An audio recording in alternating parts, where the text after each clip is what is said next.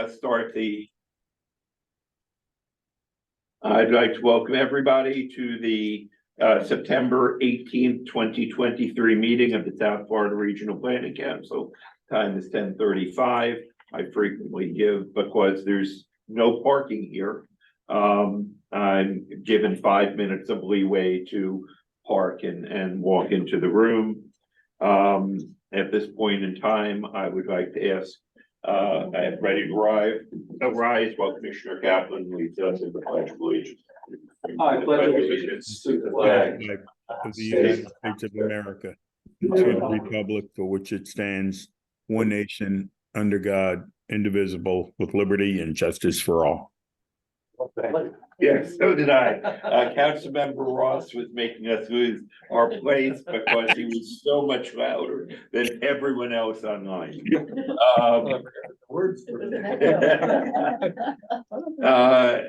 All right, Kathy, please call the roll. And announce President Court. Bailey. Kaplan, Here. Pace, Here. Corradino.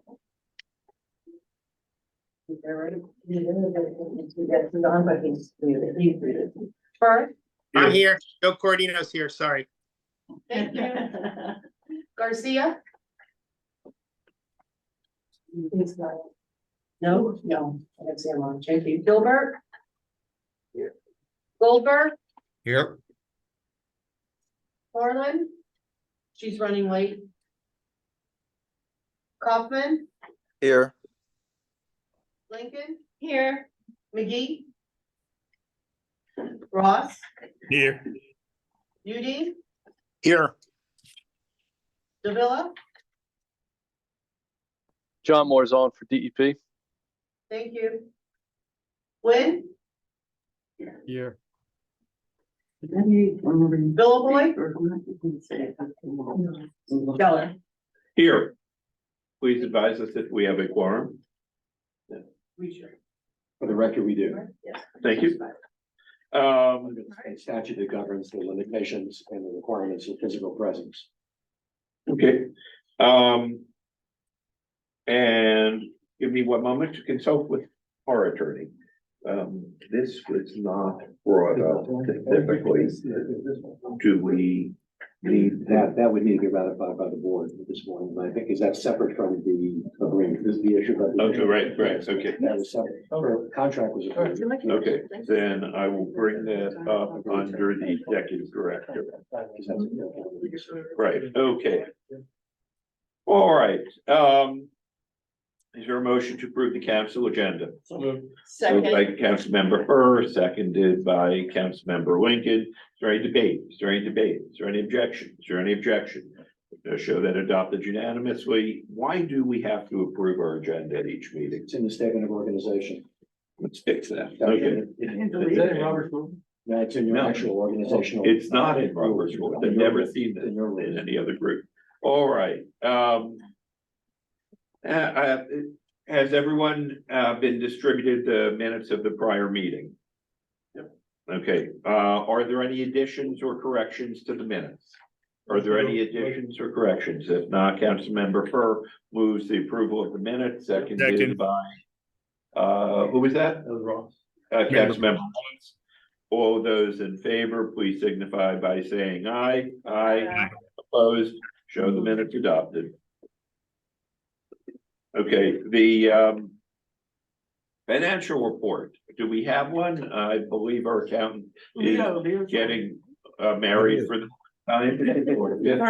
time. Okay, and you know, I've known people that have gotten married a lot before, but not marrying 3 women in the space of a month.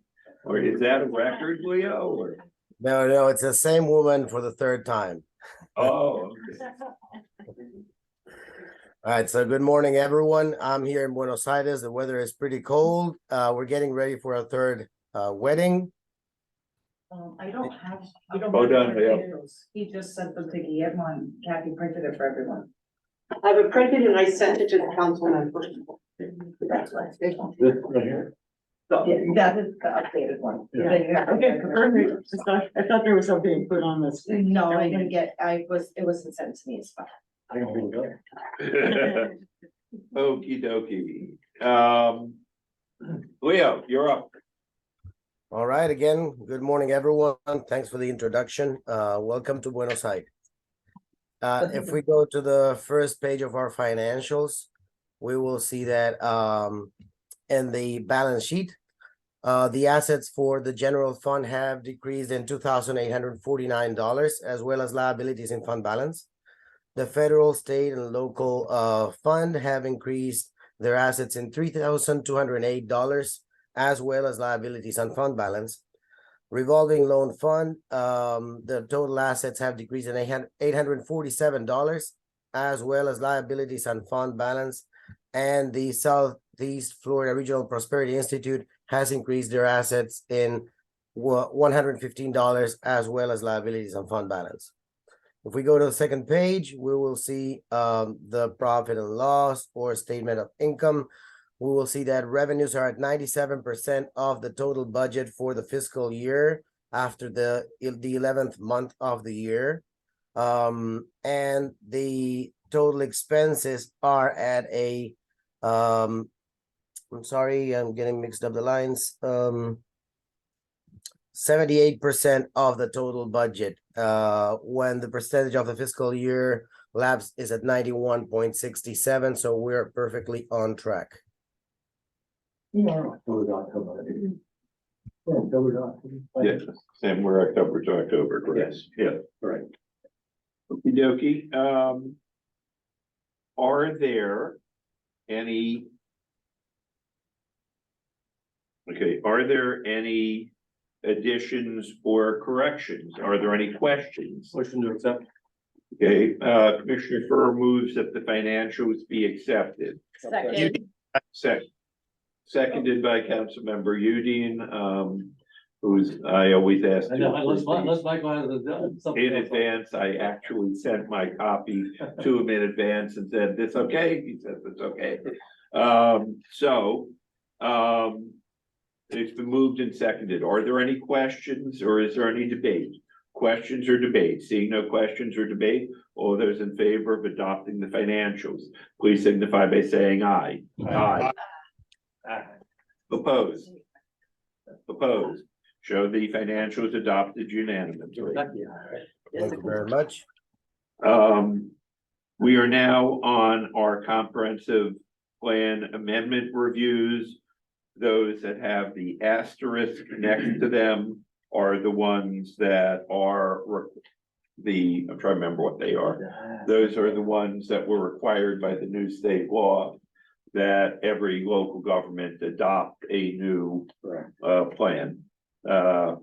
Or it signifying compliance with the property rights element. That we have it in our Right. policy, and then that they also certify that the result is also occurring as well. Right. Correct. So, at this point in time, I would like to ask our attorney to read the proposed consent, the consent proposed agenda for the Thank you. comprehensive plan amendment. Thank you, Mr. Chair. Forgive my voice just briefly, if you will. No, Thank you. okay. Item 3C are proposed land use amendments for the following public entities, and there are public hearings affixed to all of these as a matter of record. The first of which is Monroe County, number 23-02 ACSC. Monroe County, 23-03 ACSC. Next up is the City of Florida City, 23-01 ESR with the appropriate asterisks. Next up is the City of Hialeah Gardens, 23-03 ESR with an asterisk as well. Next up, the City of Marathon in the Keys, 23-03 ACSC. Next up is the City of Sweetwater, 23-01 ESR, and the City of West Miami, 23-01 ESR with an asterisk as well. All of which contain a public hearing or are fixed with a public hearing, Mr. Chair, before full consideration by the full board. Thank you.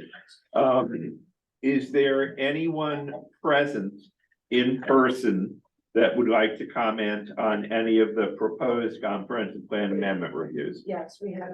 No, I said in person. Oh, I'm sorry. Okay. No. No, in that case, is there anybody attending virtually that has any comment on any of the proposed comprehensive plan amendment reviews? Yes, our ex officio member Datman would like to speak. Yes.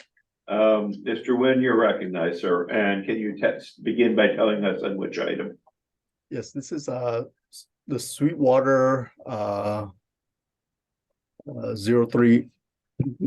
2301 ESR.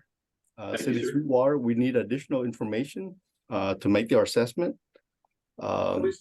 There's roadways close to the SIS facilities that's within within the area. And we don't have the appropriate information to make the full assessment on that one. Okay, that was on item number City of Sweetwater 23-01 ESR. If I could. But before I call on you, Councilmember Cordino, I see your hand up. Is that on the City of Sweetwater item? No, sir, I apologize. My hand shouldn't be up. I'm not quite sure why.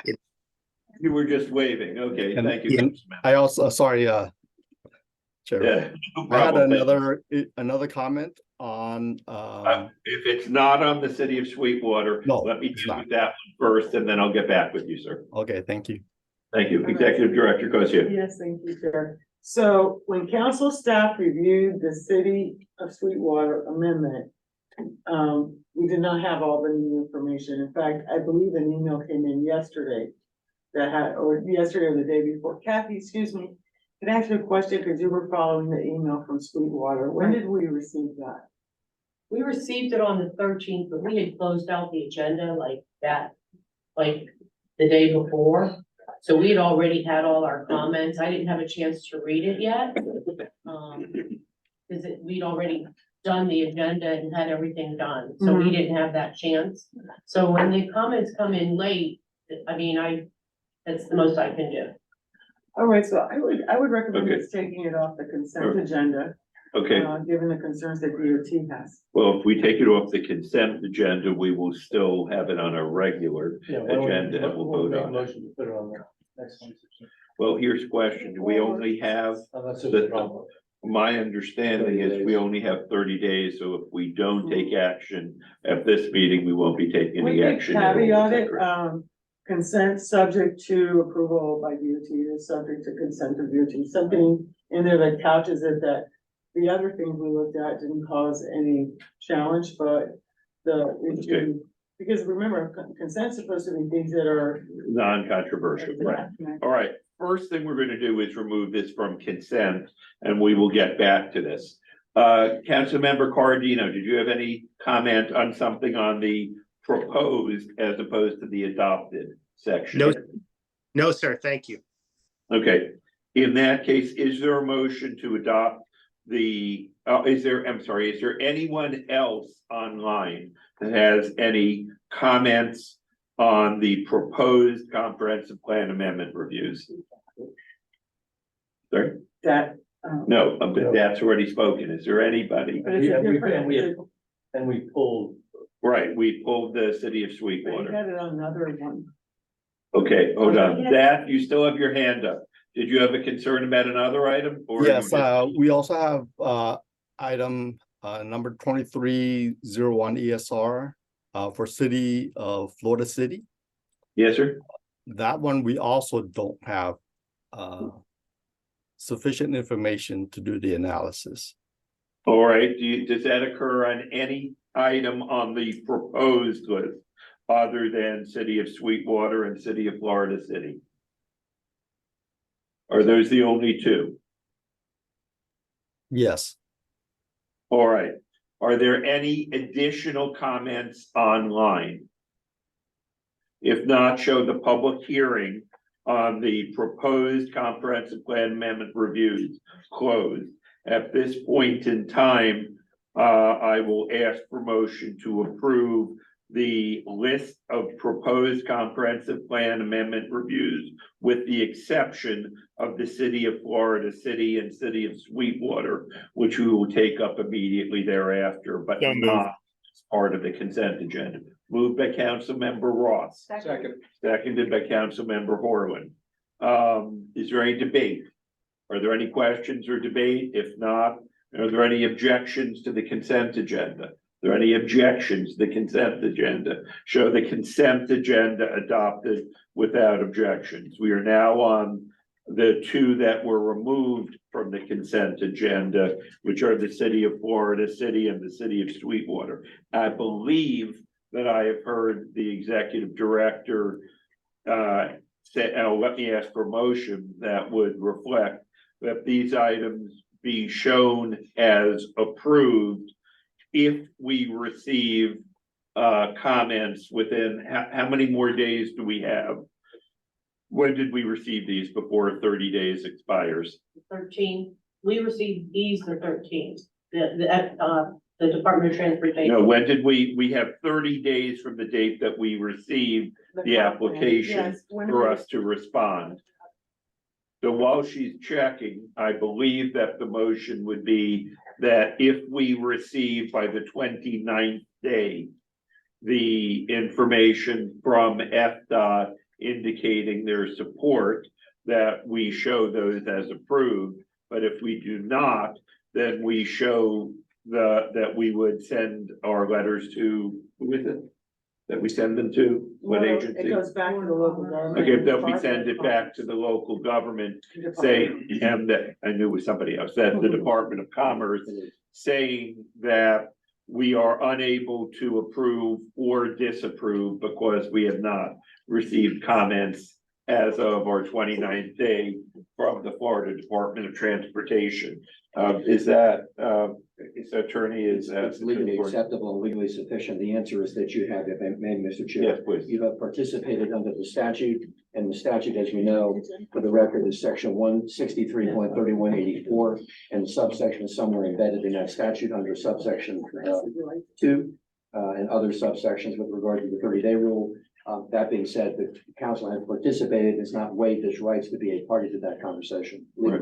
Okay, Kathy, do you have the dates we received the two? Florida City was August 15th, So we've already waived our right, and Sweetwater is August 17th. which we've also already waived our right.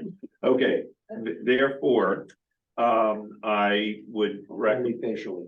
okay, I would recommend that we, the motion, since we can't say by the 30 day, because that's already expired, that we simply say on these two, that we can neither Right. recommend approval nor disapproval, because we have not received our information from FDOT.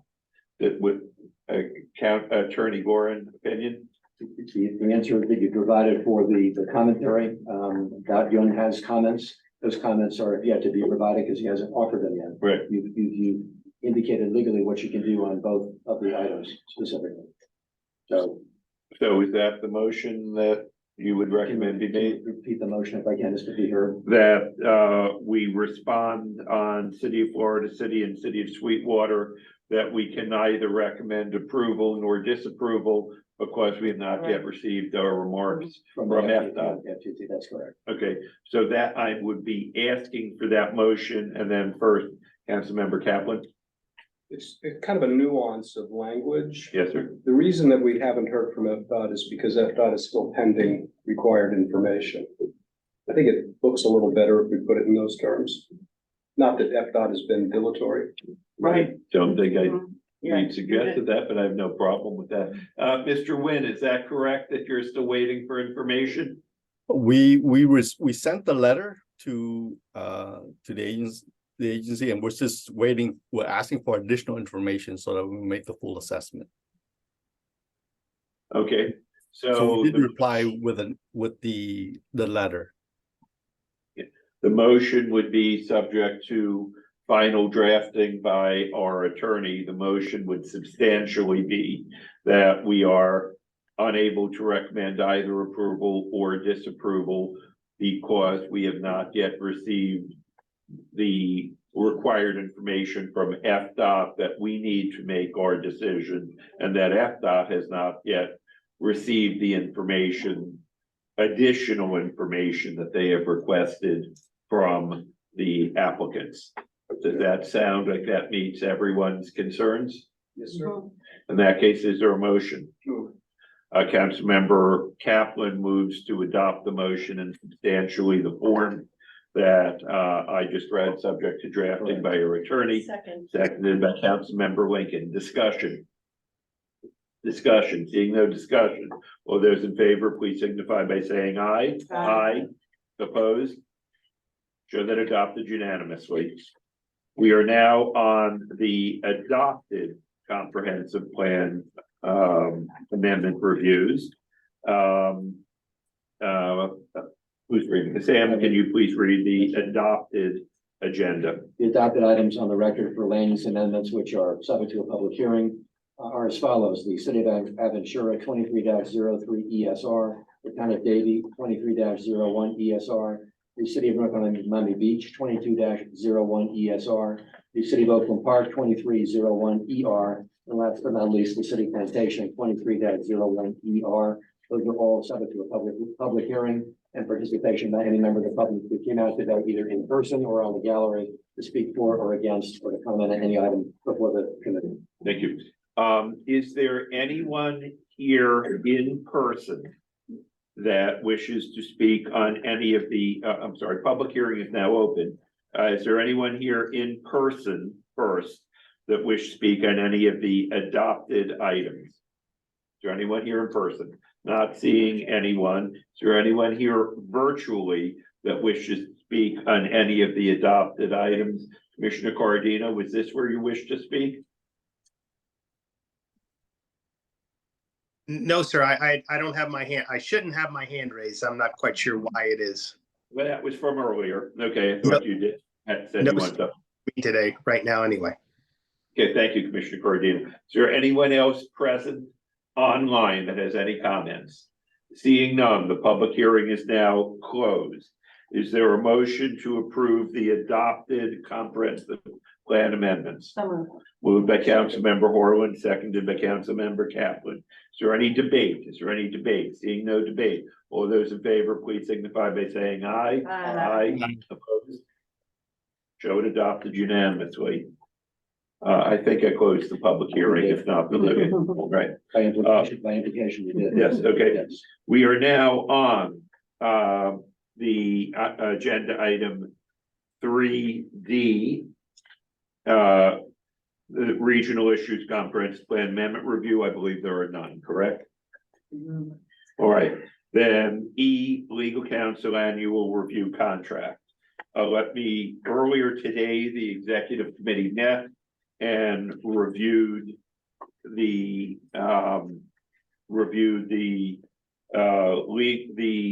legal counsel.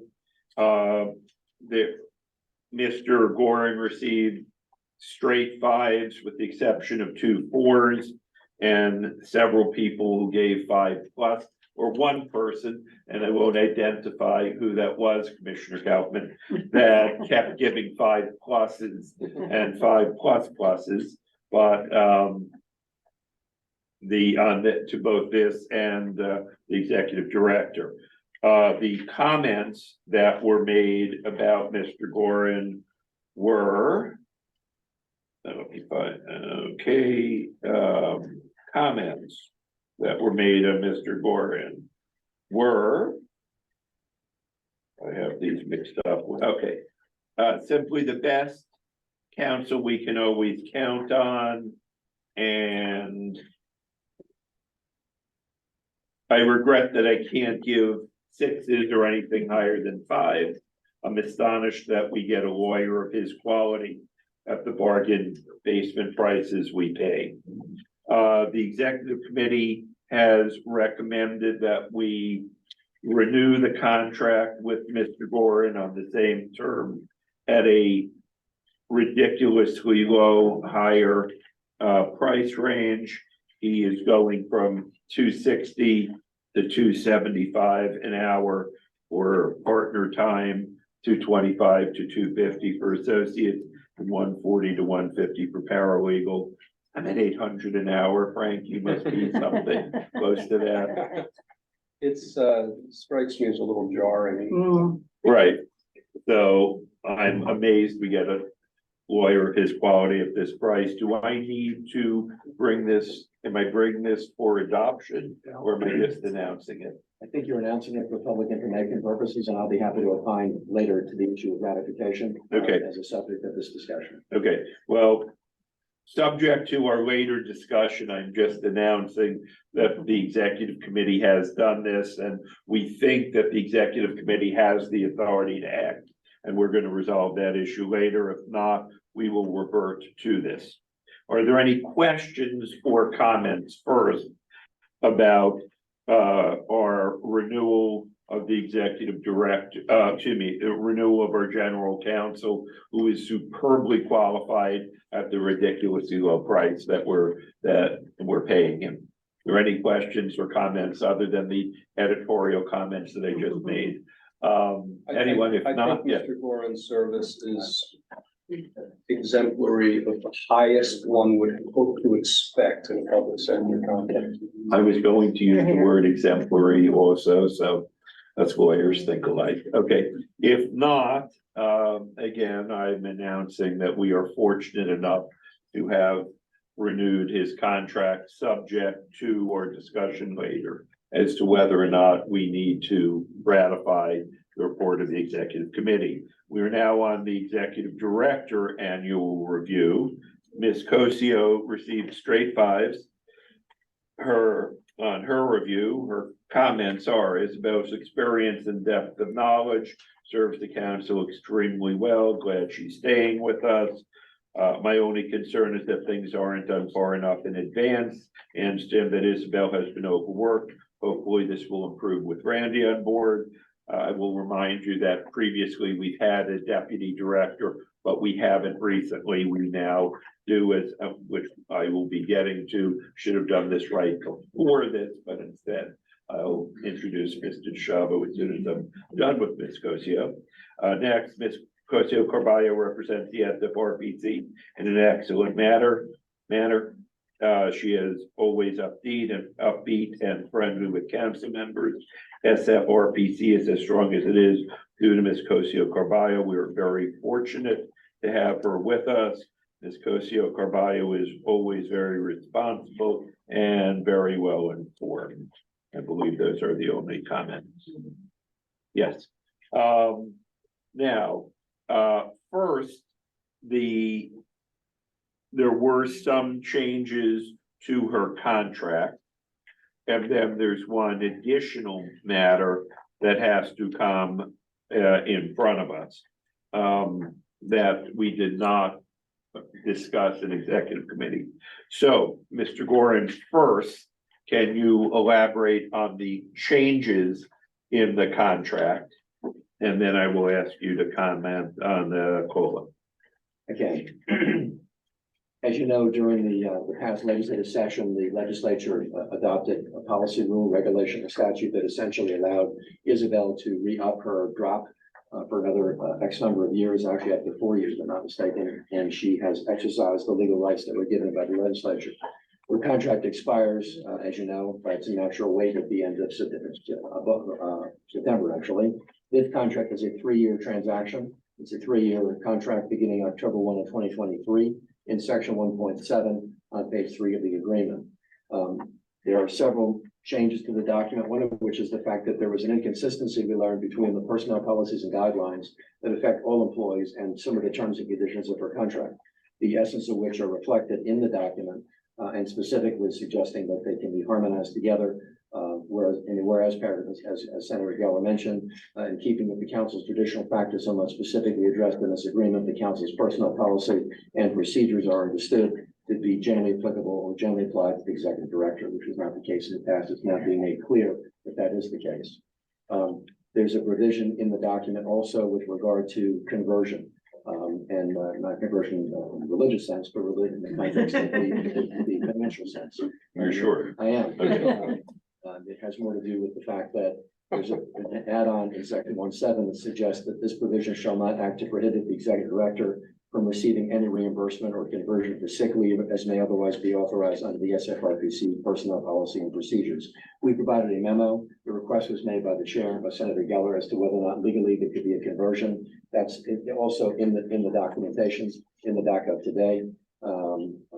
Whereas the objective of that conversion was provided for, it's in the document, the end result of which is, let me read it to the record, for those who I heard earlier.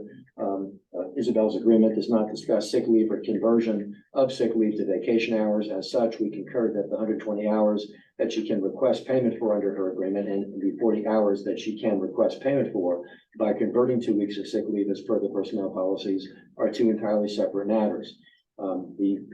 In addition, the conversion of the executive director's sick leave does not violate state statute, which governs compensation and bonuses, et cetera. Therefore, we are of the opinion that the executive director may legally convert 80 hours of sick leave to 40 hours of vacation leave in accordance with her employment agreement and under the council's personnel policies and procedures. This was prospective in nature. We opined to the issue because the chair asked us to look into the issue, and we added it to the document consistent with that analysis. There was, again, this imbalance per se, the inconsistency that was clarified by the document. The end result of which is she would be able to make that conversion and not violate any policies or rules or regulations. 215, by the way, is a statute in Florida which limits severance to 20 weeks for certain types and kinds of employees, city managers, county managers, et cetera. This agreement does not violate the statute. The documents, the sick leave and vacation are what's called accruals. You've earned them. It's not that you're paying for things that have not occurred. You're paying for things that did occur. It's a matter of converting one from the other. That's what it comes down to. And Mr. Gorin, my understanding is by doing this, we are conforming Ms. Cosio Carballo's conversion rights to those of all of the other employees. That is also correct. Okay, The contract also provides for a 4% merit increase in the document. no, it doesn't. As a Well, it was last year. That was last year. It's a placeholder for That's whatever. Right, we're gonna have. and that's the next and that item. applies also to the COLA. Right. As well. Okay. And last but not least, if you will, the date of the contract runs till 2026, which will be September the 30th. And then Senator Geller wanted to address the issue of the one additional year. Right. Okay, That's in essence what has happened with the document. right. Now, we've signed a 3-year contract. But let me say two things to that. Number one, as he mentioned, there's actually a 20-week limitation by state law as to how much you can get. If we can get it before we have the meeting. Mayor Ross, okay, thank you. I was gonna say, please mute. So there's actually under state statute, a 20-week limit is the maximum that you can pay in severance for any employee. From employment. Right, Correct. and secondly, Ms. Cosio Carballo actually has 4 years left before a drop gets her. So although we're signing a 3-year contract, it is our anticipation, subject to the approval of the board next year, that we will amend this year's contract next year. Will roll over an additional year. So that would last through the end of her employment with us, but this one is only a 3-year contract. That basically dealt with everything that has already been adopted by the executive committee. Right. And that is subject to our further discussion later today, whether or not we have to come back to the full board for ratification. One additional matter which the executive committee did not take up is the issue of COLA or salary increase. Now, Ms. Cosio Carballo, it is my understanding, is this the same that other employees are getting? Mhm. Okay, that other employees of the SFRPC are eligible for a 3% cost of living and 2% merit. Well, everybody will be getting 3% Correct, COLA. and this is the floor. of the Right. merit increase. Oh, that's the So it's fourth. the lowest. Oh, okay. of the thing. And a 2% merit, that's for all employees. And the recommendation of the executive director is that she also receive the lowest that she's giving to all of the other employees, which is a 3% plus That's your 2%. pleasure. Right, so, is there any discussion on adopting the 3% cost of living and 2% merit? We can either go nothing, we can go 3% cost of living, we can recommend 3% plus 2%, which is what all employees will be getting a floor. Some will be eligible for 3% plus more than 3%, correct? There's some that are having changes in positions, or they will have some things in there, you know, and some employees have gone above and beyond. Okay, discussion. Yeah. COLA's a cap. COLA's, no, 3% period, because it's catching up for last year's basically. And what we did, if I could through the Please. chair, is that we went ahead, and spoke with Miami-Dade County's budget office as well. And also I conversed with, Senator Yellow Broward, so I believe that in Broward it's 4% plus Must be that. $2,000 for employees putting all three in one. Yes, And Miami-Dade is right now 3%, even though I think they might be partially here. So in other words, we never at the council want to have more than our counties. And I'm sorry, I did not have an opportunity to speak with Monroe. I'm not sure if you all had that conversation already, what you agreed on. We, are doing our final budget hearing on Wednesday, but right now, as it stands, we did 5% with, 2% merit. And that was across the board. All of the constitutional officers followed suit. yes. So there you go. So So we're not We're higher. giving less, SFRPC. We don't know the final from Dade, because apparently it's 3%, but I can't see how they're getting away with that. And Broward Because it and was supposed, when I, I'm sorry, Monroe were both, when I spoke to the budget higher than office, that, it was yeah. 3%, but would not begin until April. which doesn't make sense to me, how they're getting away with that, so. In any event, I would recommend that we do a minimum of the 3% and 2%, unless anybody feels it should be 3%, anything higher than 2%. Or is 3%, 2%, okay, Yeah. is there a motion? Move Second, Commissioner Kaplan, that motion was for, 3% on COLA, 2% on merit. okay. Seconded by Councilmember Lincoln, is there any debate? Any debate?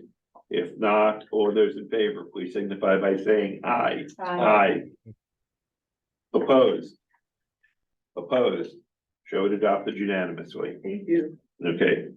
Leo, you're still on, you're back up for, item G, the revised operating budget. All right, well, good morning, everyone, again. For our new Actually, audience. G and H.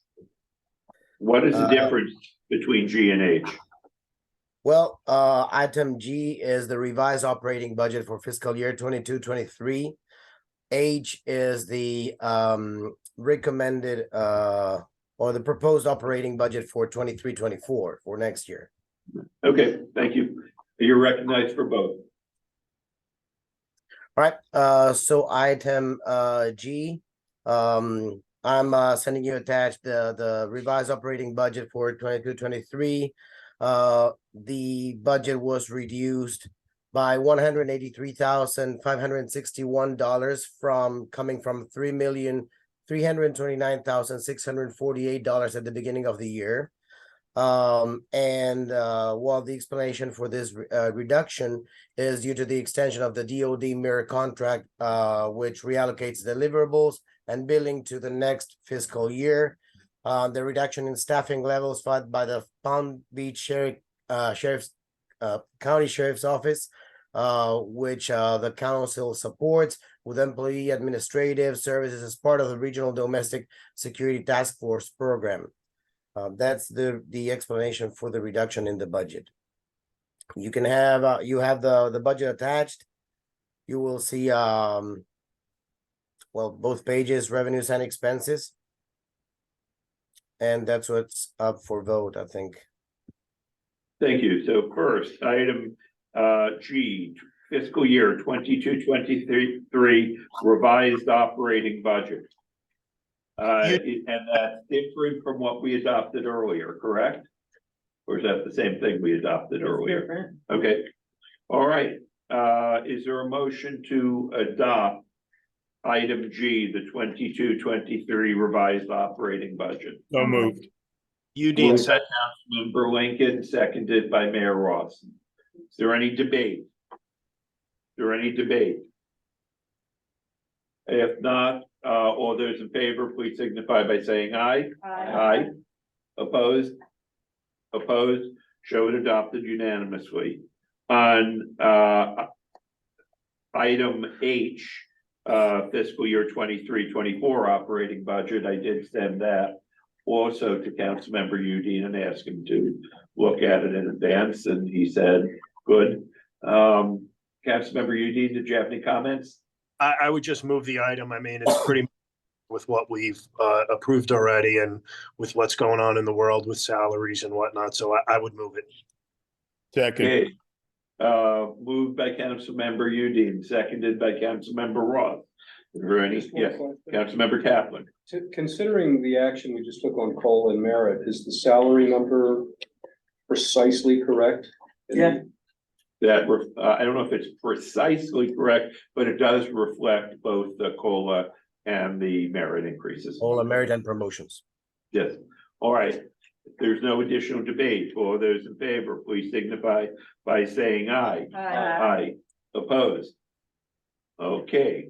Let me Before- clarify, Mr. Chair, let me clarify, this one, the item H is the one that we, Sam can correct me if I'm wrong, but this is required by the statutes for next year. So we have the budget approved to operate in the fiscal year 23-24. Yes, sir.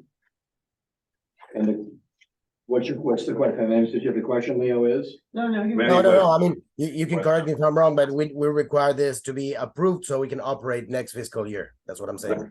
Right, Right, so we stay in existence another year. that's good.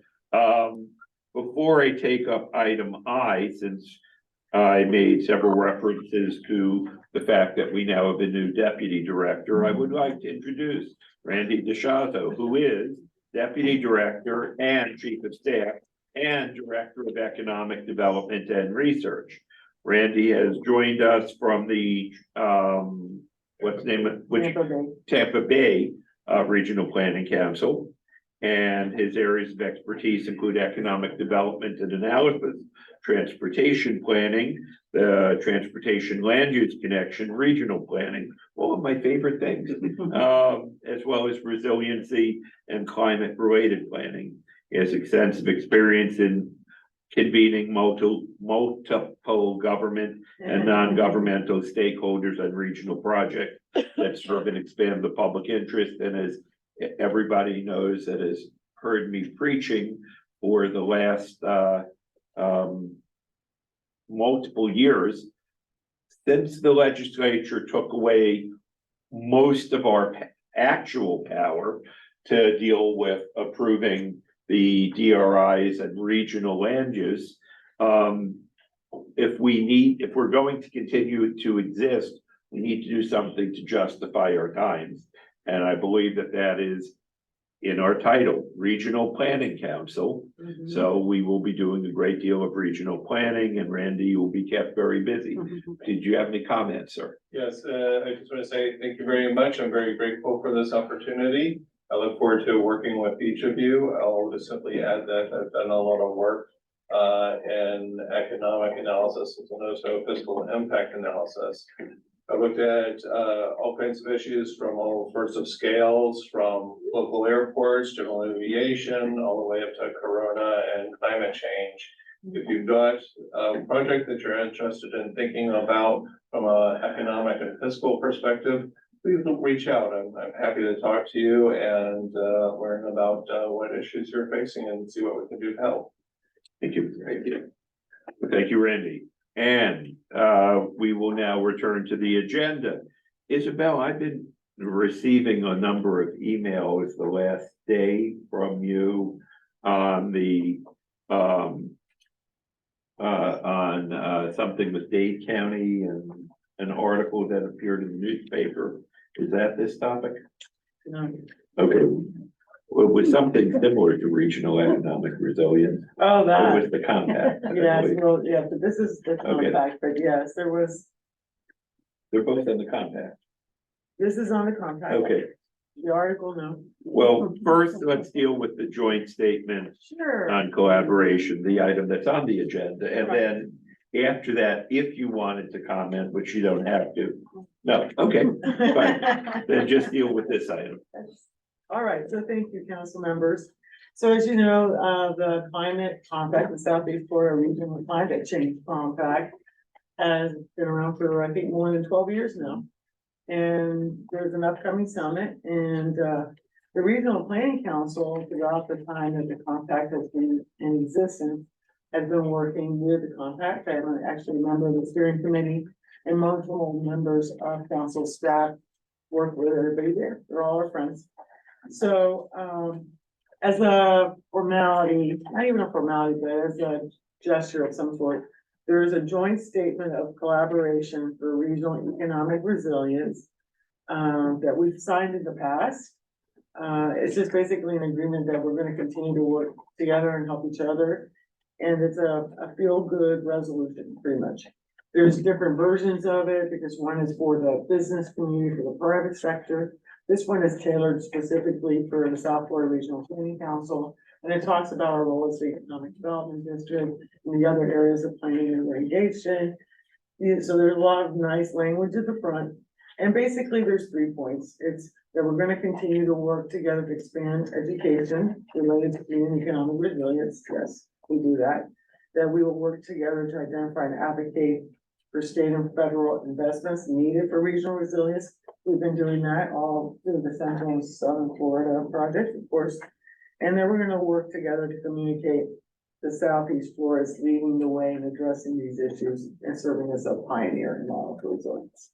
And, legal counsel has reviewed this. There is, I think you said, no offensive legal. It's legally, Legally legally inoffensive, Yeah, so it's legally inoffensive, which I thought was hilarious. which theoretically means non-binding, which is the legal portion. No, I know, but it sounds funny, legally inoffensive. So it's legally inoffensive, so we would like to go ahead with your permission and have this executed. And that will also earn us a little logo show at the compact. And Ms. Costo says that this is a feel-good resolution, so those in favor of feeling good should be. Okay, Councilmember Fur, you're recognized. I realize it's really just a feel-good thing, but I do think But that it's important. it is important, and I think the two councils, the council and the steering committee on there, what they're doing together, they inform each other of different things. Mhm. It actually helps you, we help them, they help us. Correct. And most of our, I would say, all of our, pretty much, goals are aligned. So it makes sense to be doing No, this. absolutely. We've signed it before, but Yeah. it's many years ago. But I'm glad to see it again. Is there any additional debate on feeling good? Okay, any additional debate? If not, is there a motion? Councilmember Fur moves adoption, seconded by Second. Councilmember Horland. Is there any debate? Yes, Commissioner Kaplan, you're recognized, sir. Speed reading. I think this is similar, if not verbatim, what's happened in the past. The thought It that is. occurred to me as I'm speed reading is one additional agenda idea, which is to support cities and counties in resilience planning. Oh, I like that. We can add it. It's kind of a new thing. It's got Okay. legs now, Yeah. finally. Excellent. Is there any objection to adding that language in concept, subject to approval by legal counsel? Is there any objection to adding that? If not, show the motion amended to include that language, Right. subject to actual drafting by council. Yeah, All I right. think it's inferred, but we'll just Right, but clarify. to Let's put up clarify. bullet points. It says, Right. recommends local governance and their efforts. Well, it did start off mainly as county, right? Right. And it is now, I mean, there's a resilience roundtable with all the cities in Broward in some weeks on that. So, yeah, it is starting to filter I down need to get the date. in ways that it had not. Okay, What is the date of that? It's November the 16th and the 17th, which is the exact same time as the That's back. Florida Legislative Conference. right, I was gonna say, The I'm gonna be exact this same fast, right, dates. okay, There's Well, we didn't, Right. we didn't pick the date. Right. the resilience roundtable in Broward is the 11th. Okay, October. okay. Is there any additional debate on the motion as amended? Is there any additional debate? If not, all those in favor of adopting the motion as amended, please signify by saying aye. Aye. All those opposed, show it adopted unanimously.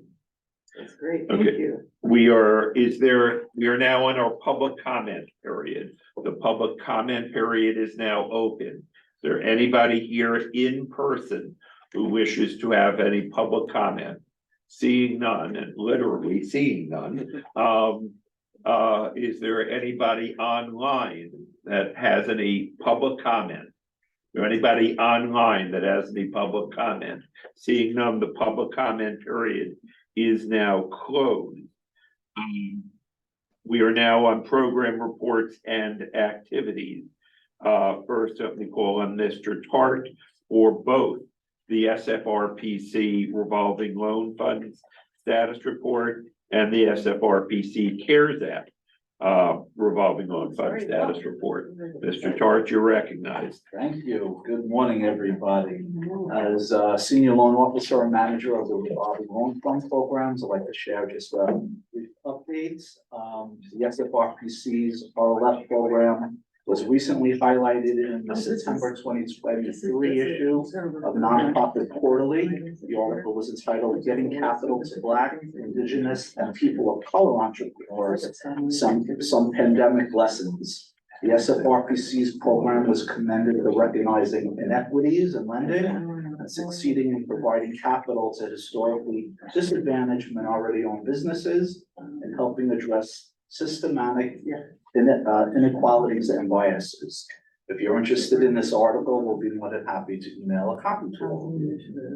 In regards to our CARES Act RLF program that began in July 2020 to date, the program provided $7.17 million to 34 businesses that were impacted by COVID, and as a result, were provided the capital assistance and technical resources needed to stabilize and grow their businesses. This program continues its outreach in all 3 counties with efforts to assist new prospective borrowers with both access to capital as loans are repaid and technical assistance with support from our local partners in each county.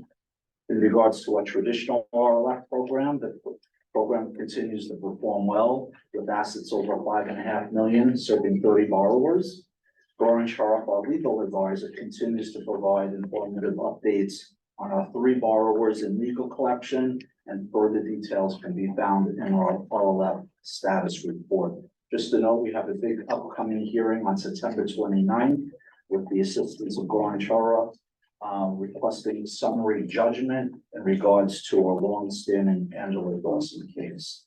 So we will see how that turns out. In regards to our affordable housing initiative provided by the Southeast Florida Community Development Fund, I'm proud to report that SFCDFI has financed 23 single-family homes throughout our region, 18 in Broward, 4 in Miami-Dade, and 1 in Palm Beach County. I included a flyer in your agenda packets that highlights all the addresses. The most recent project was the financing of 2 new single-family homes to first-time minority home buyers on Raleigh Street in Hollywood, Florida. And our program just completed an affordable housing duplex in Dania Beach. And we are in the process of closing a new loan to Housing Foundation of America, that's a HUD-approved nonprofit, to assist with 3 new single-family homes in West Palm. Our affordable housing initiative. In your district. Well, very busy in this district. We go where the land is. Our affordable housing initiative has been really successful as a result of a collaboration, as you all know, between nonprofit home builders, Urban League of Broward County Commission, and the Housing Finance Authority. With the support of the HFA of Broward County, Ralph Stone's office, we were just approved by the HFA on August 16th for a new $1 million line of credit, which will now be presented to the Broward County Commissioners on October 10th for their final approval. That additional funding will help administer the finance up to 14 new homes in Broward County in 2023-2024. And finally, in regards to our brownfields cleanup revolving loan fund, we're currently working on with a private development group consisting of the Nets Real Estate Group, BRD Development, and Cullen Marley Partners to help revitalize a 30-acre brownfield site in the city of Hollywood. That was a former city public works facility, and that's located at the intersection of South Park and Pembroke Road. The project's called Park Road Development, and it's seeking to construct 300 new multifamily units with a large affordable housing component. And that's to help medical workers from Memorial Regional Hospital South, which is right there, plus a 70,000 square foot neighborhood retail component. And the money that we're going to be utilizing for that was from our recently awarded $1 million EPA brownfield cleanup revolving loan fund that I announced a few months ago, as well as some additional supplemental funding. No. And finally, I'm proud to announce that the RPC Brownfield program was recently awarded the 2023 NATO Palisade Global Impact Award for law enforcement. Thank you. Are there any questions for Mr. Tart on any topic other than legal? Commissioner Furr, you're recognized. On the 30-acre site, is $1 million enough to clean that up? It is not. Actually, the initial discussions were probably in the range between 4 and 6 million. Yeah, it's a large site. We're working with them to do the cleanup in phases. So we'll do one section at a time and maximize the amount of money we get from EPA. That's part of our initial conversation with the EPA to get as That much was a super concept. it was. Delightful. Okay, are there any additional questions for Mr. Tart other than legal?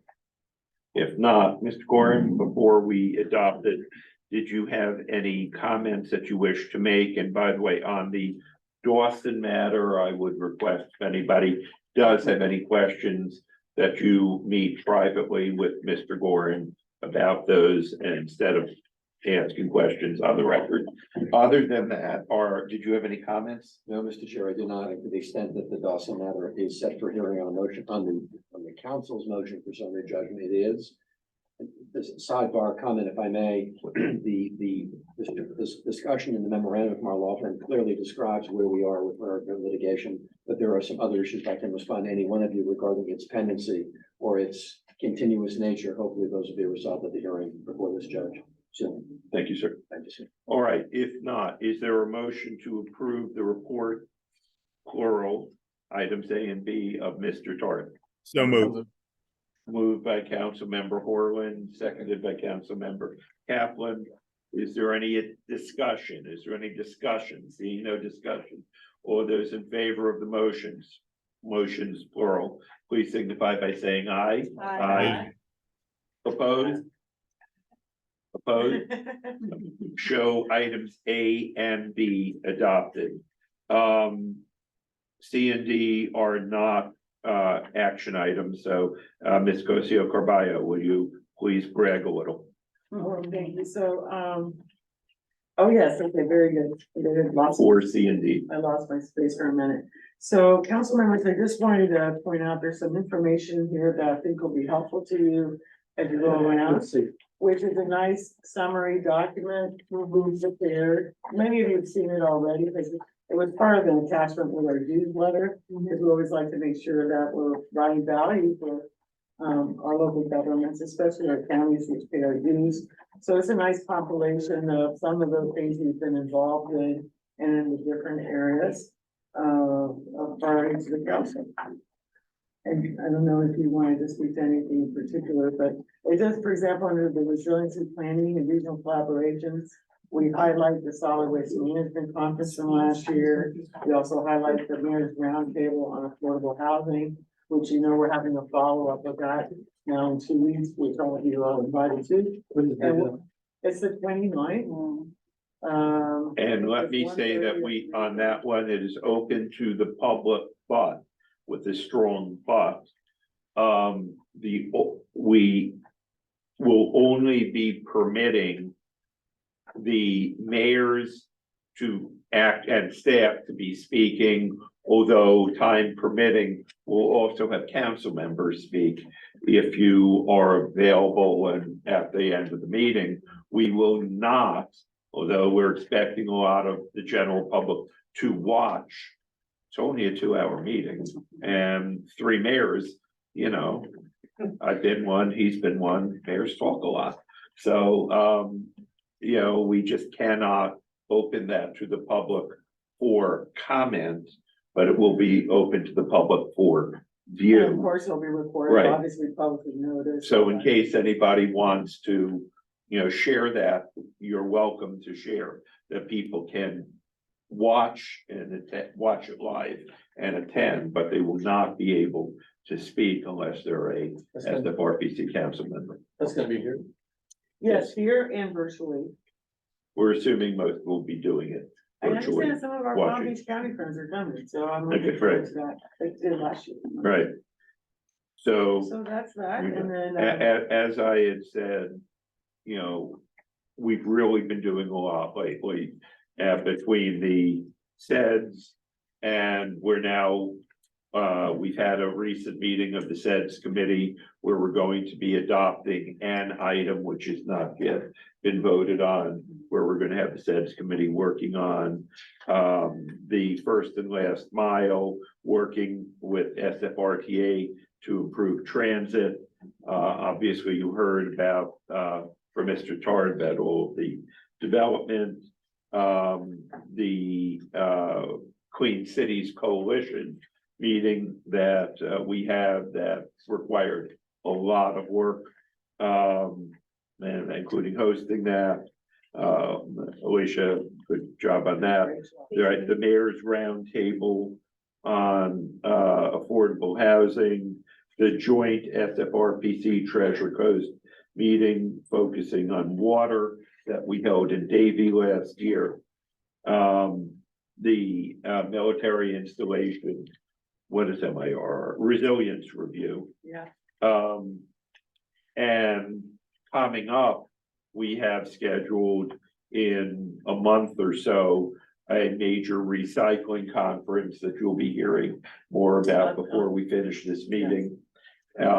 We have coming up in first quarter or first half of next year, an issue that Senator Garcia will be chairing, dealing with focusing on housing for people with mental disabilities and issues, which is a massive problem that nobody seems to have a good idea on how to deal with. And Senator Garcia, based on his chairmanship of the health care committees in the Senate, plus his passion in this area, you know, going to be our lead guy on lead person on that organization. We're really doing a lot. So, Ms. Gocio, back to you. So thank you. And then just the council highlights, and of course I have provided council highlights in this review. But we also wanted to congratulate Senator Geller on his appointment as chair of the Florida Association of Counties Community Urban Affairs Policy Committee and policy leader of the Tax and Administration Policy. So excited about that. Right. Nice meeting you. Well, yeah, The first one? yeah. I mean, I was my usual funny self. And then we also want to congratulate our own, very own Mayor Ross as president of the Florida League of Cities. So we have all these, influence inroads. Levers I of believe power. that So- council, yeah, I believe that council member Lincoln is the Yes. president First elect. Yes. vice Or are you chair. elect or elect The next year you're of president. FAC? No, next year I'm president-elect. Okay, so she's, First, right, so Councilmember Lincoln is president-elect squared yes. of the Florida Association of Counties. Well, that's a lot of connections. Yeah, I know, isn't it? fabulous. It Okay. is. Let's use that power. Nice. Right. Yeah, I mean, that's a lot. That's pretty much. Anything else? No, sir. Okay, Pretty good. we are now then on to discussion items. Executive Director report. Ms. Coso Carballo, did you have more? Well, Or Actually, did you want to bring up so maybe. here legal or counsel should later, come the first. TCRPC? Okay, legal Yeah, this counsel. is- I'm gonna have to talk about this, so why don't we let Sam go? Okay, legal counsel, and I will ask that you bring up the question of whether or not we, items taken by the executive committee or by this. Yes. In the backup, there's an email memo which I forwarded to the director and to our chair with regard to actions taken by the executive committee. I tried to explain as best as I could where we are, where we were in 2021 and where we are now. The end result of which is that the good news is that in 2020, the legislature, after many years of knocking on the door, adopted a modification to chapter 120, 120.525 of Florida statutes that provides that for regional planning councils of 3 counties or more, that the issues of communications media technology could be employed for the purposes of conducting public business. So we're in the room with 1/3 of the membership physically present. The rest of the membership are on the gallery and are legally able to vote and are legally present for the purpose of that discussion. This does not apply to cities, does not apply to counties. It applies limitedly to school districts have their own regulations regarding CMT, but the end result of which is that back in the day, executive committee meetings were independent of the commission meetings or council meetings, and access and opportunity to meetings was not the same. Now it's far different. It's far more readily available, as you can see from the folks that are on the gallery as we speak. So the end result of which was virtually anything and everything that the executive committee was able to conduct would be ratified by the board. And an issue was raised by the chair, which was wisely asked, if I may suggest, which was the fact that what happens if hypothetically on a bad day that the council chose not to ratify the actions taken by the executive committee? Whether the public business that was conducted at the time by the executive committee was theoretically rejected by the committee, by the council. The end result of which is, I I was think, actually more concerned about not having quorums to approve what happened Yes, at the correct. executive committee. similar problem, which is the public business could be put at risk or placed at risk. So it would be my opinion that based upon the revision to the statute and based upon conduct, which has occurred since the early 2000, that actions taken by the executive committee, if taken legally, which they would always be taken legally, with the appropriateness of a quorum, should be binding. And there should be what is the decision-making of the organization. It is clear still in the statement of organization, which is your rules of the road and your Bible, as it were, the Constitution, as the case may be, that in many instances, the executive committee can and shall act on your behalf, should there be a need to do so, particularly if there's an emergency or a matter that requires public action, and all of you cannot be assembled under the revision of the statute. So that was our view. I think it's consistent with prior discussions, but kind of takes the pathway of acknowledging communication, media technology, the access to meetings, as well as the fact that it serves a public purpose to include that in the discussion. And I want to be clear, my understanding, and I'm asking if this is correct, is that this still leaves the ultimate authority with the board at large, that if they want to take an affirmative vote to reverse any action of the executive committee, they can. Yes. But in the absence of an affirmative vote to reverse an action of the executive committee, that the executive committee's actions are binding. If I may answer, the answer is yes. The council would not be a second tier review. It would just simply be the prerogative of the regional council as a collegiate body to make that decision. So any applicant who would otherwise subject itself to a review by the executive committee would not in and of itself say, now I have to go to the council for the next level of review. That's not the intention. Right. But the answer is that you always retain that authority to make decisions in the best public interest, and it's not been modified by this interpretation. Okay, now, I'm gonna make a statement that will sound unrelated, and then I'm gonna connect it up.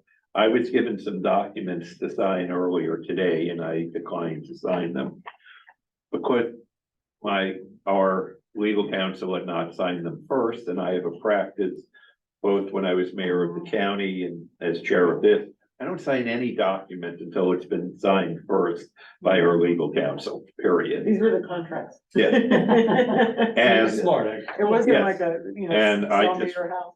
I just don't sign until, so in case anybody ever asks, well, why did you sign this 200-page document? Didn't you read it? The answer is, No, I signed it because my general counsel had signed it first, and that's their job.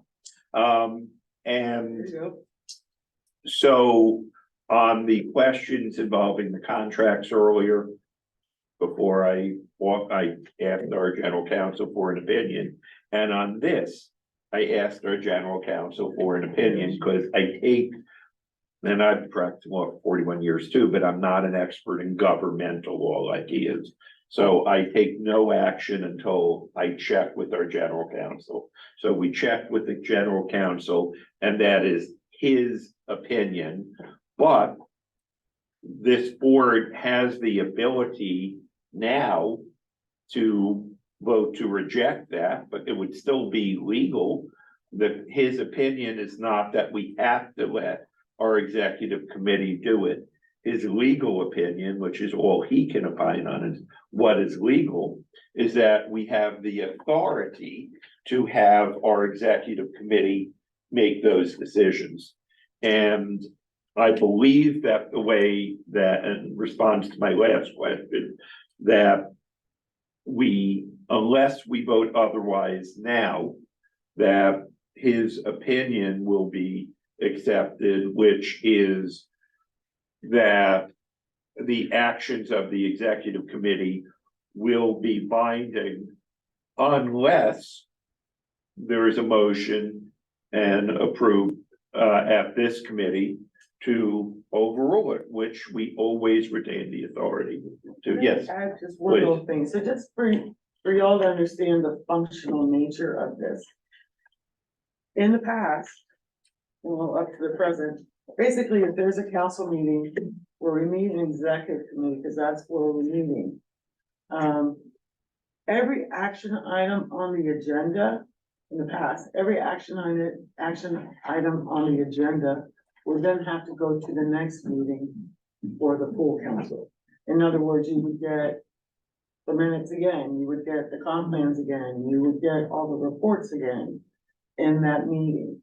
So what's, and all the time that's changed now, essentially the council board is here.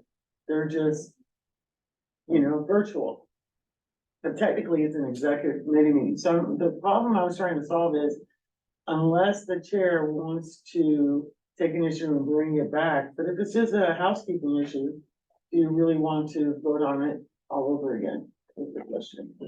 And my issue was there have been times where for 2 and 3 meetings in a row, we just haven't had a quorum of the actual in-person committee, and that's my biggest issue. Yeah. So I am now, just because I am a conservative lawyer, I am going to ask for a motion to approve this as our policy. So moved. Moved by Mayor Ross, seconded by Councilmember Kaplan. Is there any discussion? If not, all those in favor of adopting this as a formal policy of the SFRPC, please signify by saying aye. Aye. Opposed? Show it adopted unanimously. All right, as those of you that have attended our meetings know, I like to finish on time. Let's go to Carballo, Executive Director report, council highlights and everything else. Executive Director's report. Well, again, we're delighted to have Randy here with us.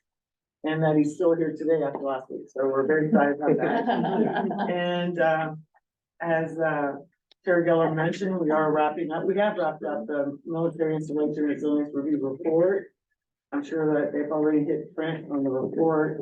And we'll come back to you soon and present it there. So there's still the process still continues. We have a no-cost extension on our contract, which will enable us to go and do some public presentations and stuff on the review process.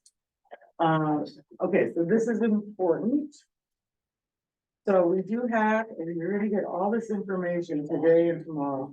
We have the Affordable Housing Roundtable. This is a virtual in-person meeting here, Friday, September 29th. It's a 4-county collaboration of Palm Beach, Broward, Miami-Dade, and Monroe counties. You may recall last year, Monroe wasn't in the conversation, but I didn't want to. They were invited. They were invited, and with Councilmember Lincoln's approval, we just focused on the three main counties. So at that time, I want you to know that. Three larger The counties. three not larger big counties, I'm sorry, well, I need more.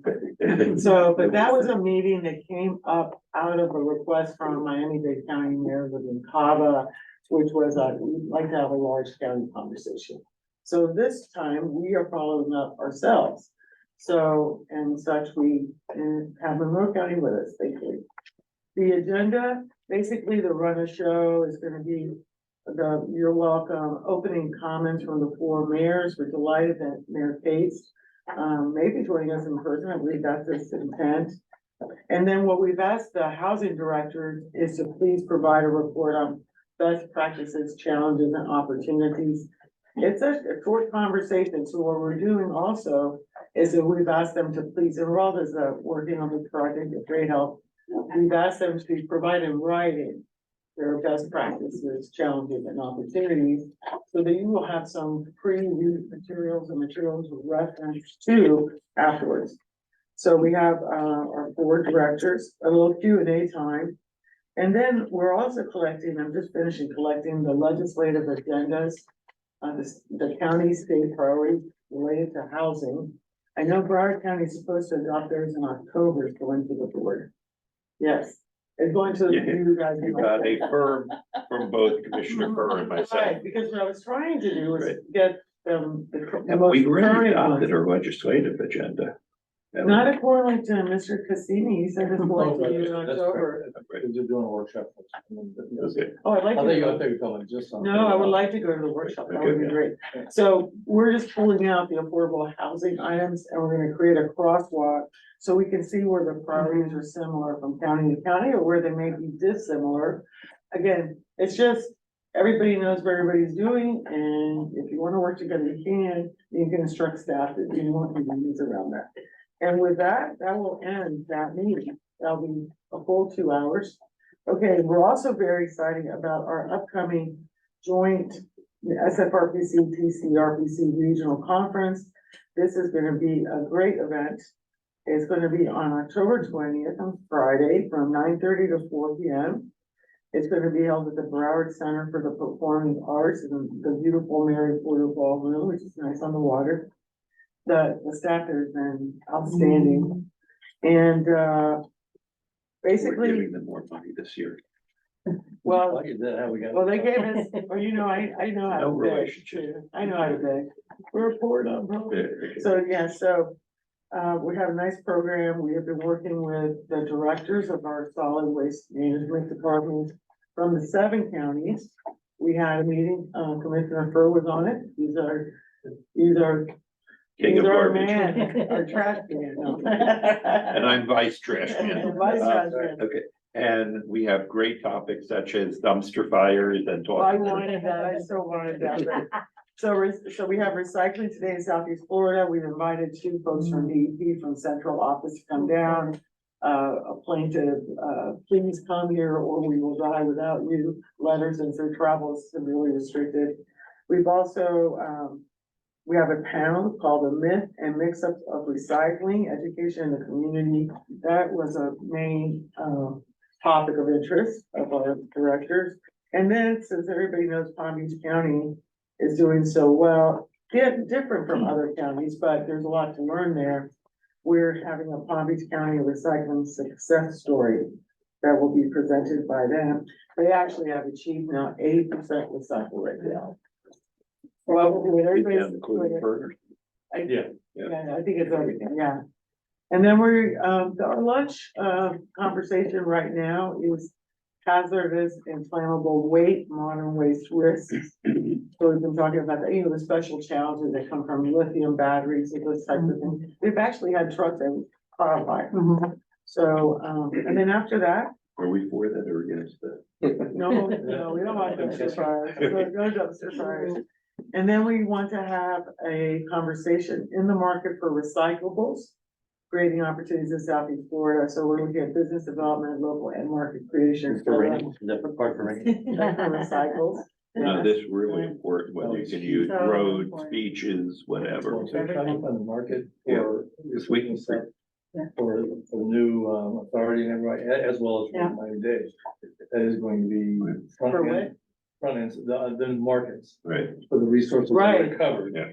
And climbing manufacturers that are Mhm. willing to. And a lot of those, If we can create a, the green bottle, sort the bottles by color, and have a green beach next to a yellow beach next to a clear beach. Dr. Harada, cover your ears if you're there, so, the, so we're having that conversation, and then we're gonna have the 7 county directors come and talk, like, you moderated that panel last year, it was very good, looking about the recycling system, challenges, successes, opportunities for collaboration, and then this year, we're gonna have an elected official conversation, so that we get to hear what you thought about the day, what you took as opportunities for collaboration, what you want to know more about. And so I'm very excited about that. That'll be about a 50-minute conversation, 45-minute conversation, and they're all to end by 4 o'clock. And then we'll see what happens after that. So. And on this one, we've decided for now that we are not charging for attendance, but we will seek sponsorship. Is So that there's correct? been an evolution. Okay. So I've been, that's true, because I had approached Chair Geller, and I thought it was sort of, we've never charged before, and to charge you guys seems wrong, but I spoke with Councilmember Lincoln and Councilmember Burr, and so what we'll do is that $80 covers just the food cost for the day, and the valet parking, which is like $10, $15, really good deal. So we will offer the opportunity to everybody to pay if they wish. And if you want, we already have set up a code for council members, so that if you needed to use the code, maybe, I don't know, whatever, it'll be an option for you. But you know what I'm saying, it's hard. Set it off. Yes, it's just covering costs, because at $80 per person does not include the venue, does not include, any of that sort of stuff. But we are looking for sponsorships. So, Aralda, using her vast experience working with ULI and doing these types of events, has created a sponsorship form. So we're gonna look to reach out to some of our partners, environmental firms, solid waste firms, anybody who might be interested in. Who else are we inviting to? Sorry. And I ask this because, at least from Broward, the new authority will have been established now. Mhm. There will be new delegates representing every city. Well, everybody And will be it's a- invited. And it would be a wonderful opportunity for education. Yes, for them. we'll reach out.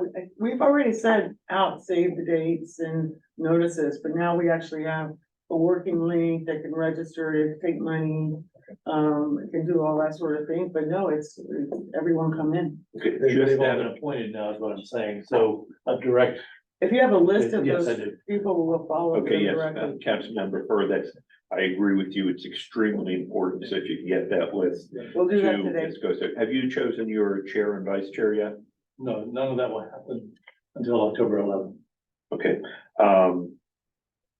I think if at some point in Mhm. time, if you could add, a couple of minutes somewhere on the agenda for either the chair to speak or the chair and vice chair, Sure. add them to a panel or something, I think that. Well, they could be on the elected leaders. Yeah. Okay, I just think it's important to have this. Well, I was really Right. struggling. I wanted to include the cities in the conversation because we work Yeah. for cities as well, Well, in that case, So- that's way to do it. So that, I mean, it's just so much of this is done at the county level. Right. But yes, definitely. Okay, Councilmember Lincoln, you're recognized. Thank you, Chair. I'll make it brief. This goes back to when we were having the discussion months ago on our budget and where we were losing money. And we had that discussion on let's start to charge, let's get sponsorships. Very similar to the way the Florida Association of Counties are now conducting our conferences are a moneymaker. And so I feel it's a moneymaker. Yeah. It's not losing money. No. So I feel that whenever we have these conferences, this is a valuable asset that we're providing to the members who come and to anyone who comes to these conferences, that we need to be charging Right. accordingly, including to our own members. Councilmember Lincoln, I believe it was your very good idea initially to bring this up, and I agree, I agreed with you on that, and I believe that this was your idea to begin with. Councilmember Burke. On that same note, there's a magazine called Recycling Day that has all the industry in it. And this is the kind of conference where, because this is A lot of us. a lot of us. Yeah, it's between the four, it's 6-7 million people. Right, and It's so a third of this the is, this state. is a place where the large recycling industry would be interested. Yeah. And, it's, Well, we've been developing a list, Ms. Lopez Alicia knows some people, Walter does, Randy has some ideas. Councilmember Burke, if you could, if you wouldn't Yeah, any mind, if you ideas could that you assist have. with I that. was just going to say, if anyone has any leads or anything, Okay. please send them, or if you possible, if it's He knows possible. everybody in garbage. Introduce them with me okay, for a quick email Okay. and I'll take over. Thank That you. would be really helpful. And in reference for this one, because it's our first one that we're charging attendance, if people don't pay, we're still letting them attend, right?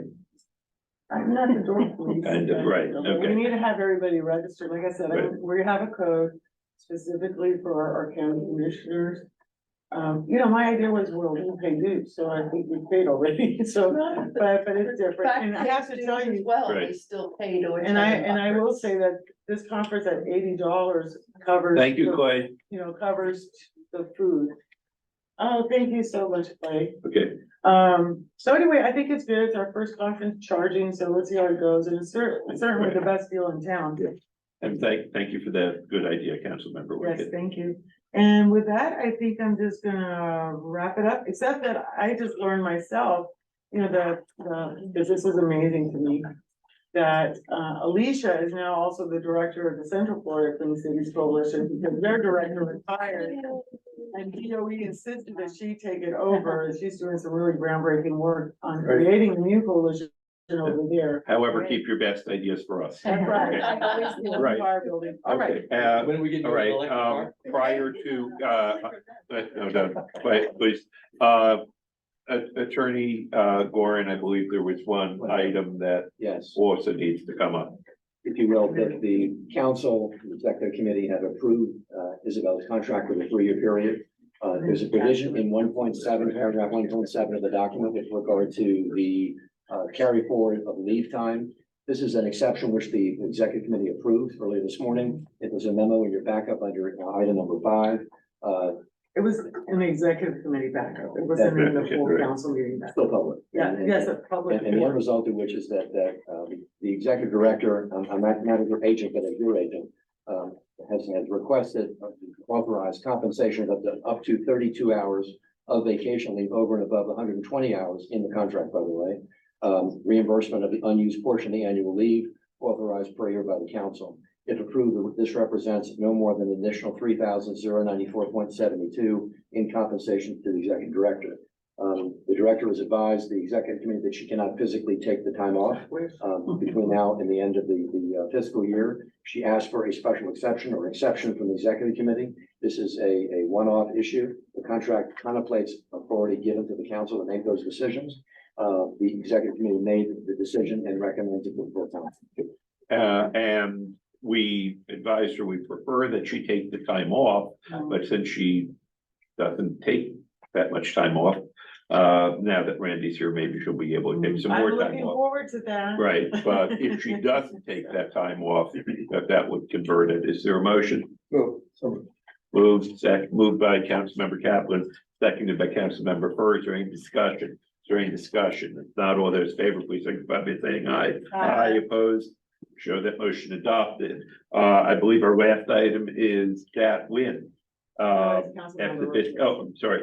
No, I'll get back to that momentarily. Dat Win, FDOT. Do you have any reports, sir? I just want to make a brief announcement for the fiscal year 23-20 to 29 or 28 work program public meeting for Miami-Dade and Monroe County. It's going to be held in person on Tuesday, October 10th, and also there'll be a virtual session. Then we will be meeting with Monroe County Commission on October 18th. and then the presentation to the Miami-Dade TPO on November 9th. So that's a real brief. Thank you. Thank Mr. you. Nguyen, I recently, apparently we're District 5, right? Yeah, District 4 will be holding their meeting in December 13th, which is Broward County. Right, and we have a new secretary that I met about 2 weeks ago at a lunch meeting, and it was his first week as district secretary. Can you tell us very quickly about him? In District 5, or I'm not familiar Terry with O'Reilly. District 5. That's District 5 is gonna be up in the Orlando DeLand area. which No, is- District, us, Broward. So Steve Braun. Oh, apparently- Steve Braun. Oh, okay. Yeah. I mean, Steve Braun is a longtime DOT employee. He started as a PE trainee.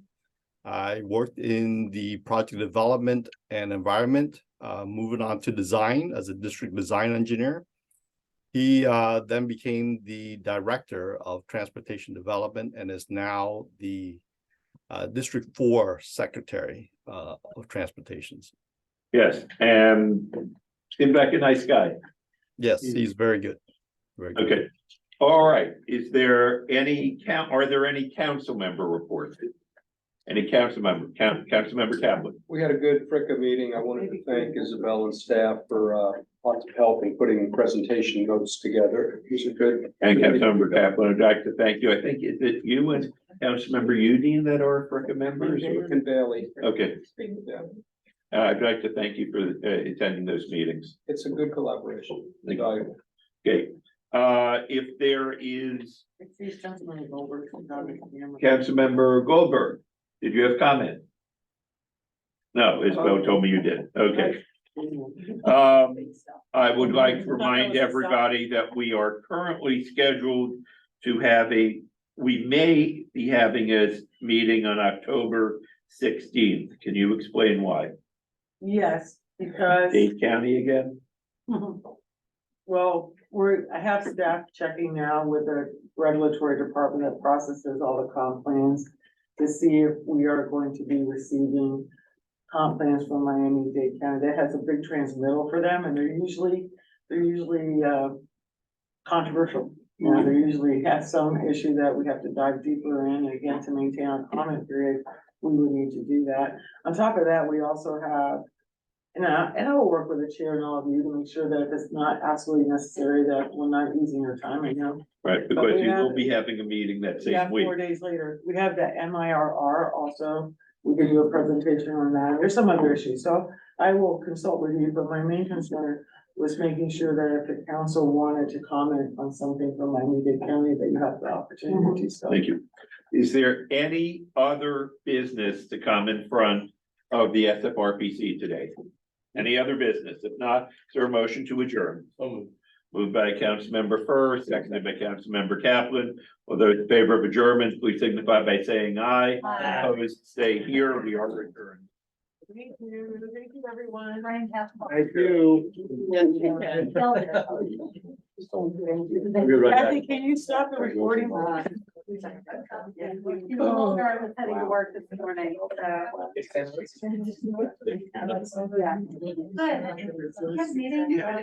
Okay, so what happened was,